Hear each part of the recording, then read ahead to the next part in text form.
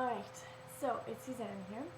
Now, a few of you who may be watching this video right now may have seen the video that I posted close to 2 years ago now, I think about at least. Anyways, that video was basically explaining my experience with DVTs and pulmonary embolisms, my symptoms, my story, as well as the bout of encouragement and inspiration that I wanted to get out to people, not only experiencing blood clots themselves, but also for people that are going through any other chronic illness, whether that be depression, MS, heart issues, blood clots, anything like that.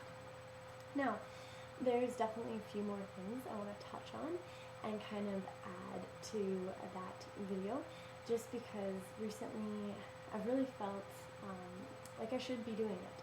I really had a good response from the first video that I did, and I think we can further benefit other people if we just sometimes send a friendly reminder about how to get through these difficult times, basically. So I'll recap a little bit on what's kind of happened to me in the last year and a half to 2 years. When I made that video, I was 19 years old, and now I am almost 21. And since then, I've unfortunately had 2 more pulmonary embolisms. So that would make my total being 4. I look relatively okay on the outside. I'm struggling with weight issues. I can't really gain weight. I have a lot of trouble with thyroid and whatnot, but I also don't have the use of my left auxiliary or my subclavian vein, so that's causing a lot of strain on the heart. A lot of interesting things. I'm a massage therapist as well, so my arm is usually at least about twice the size of the other because of how much dead vein there is. But that's pretty much my physical recap for myself and a little bit of an update there. What my main point that I want to make, though, or points, I should say for plural, is I really want to expand on the encouragement and inspiration that I had going in the first video there. So one of the things I've definitely seen recently is on the Facebook support groups, stuff like that, I've seen a lot of depression, and it breaks my heart to see that, to see people who are chronically ill and are just so down in the depths. They've been beaten down and they just can't seem to find their way back. Those are mainly the people that I want to speak to tonight. I want to remind you that whatever disease, condition, anything like that, whatever you have that is troubling you, it does not consume you. It does not define who you are. It doesn't make you who you are. It shouldn't change your personality. It shouldn't change anything about you, because whatever you're going through, again, is not who you are.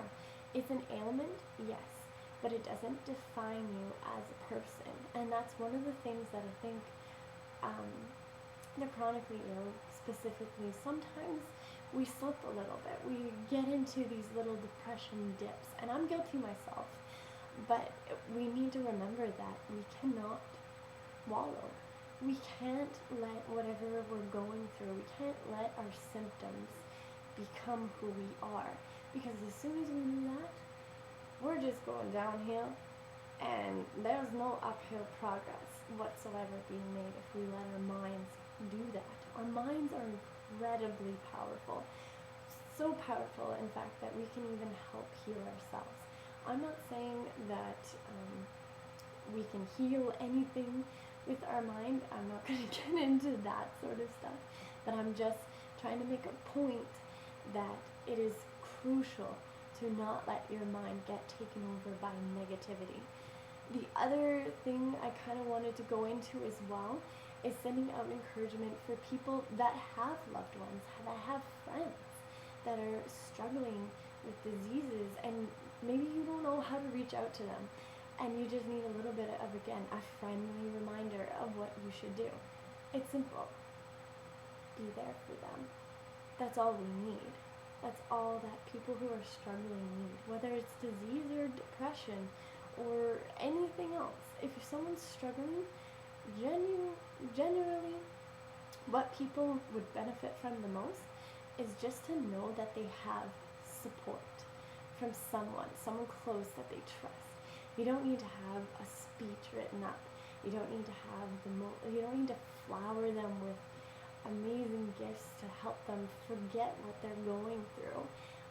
We really don't need all of that stuff. Sometimes it's nice, yeah, to get a little gift. I won't deny that.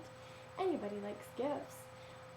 But that is what someone who is sick would benefit from the most, is just to know that they've got the support from someone that they need it from. Now, where do I want to go? That's my problem. I continue on and I ramble, and then I lose track of where I'm supposed to go. So I should probably write these things down, but I don't. I just kind of go with it. So maybe what I'll do is I'll leave it like that for tonight.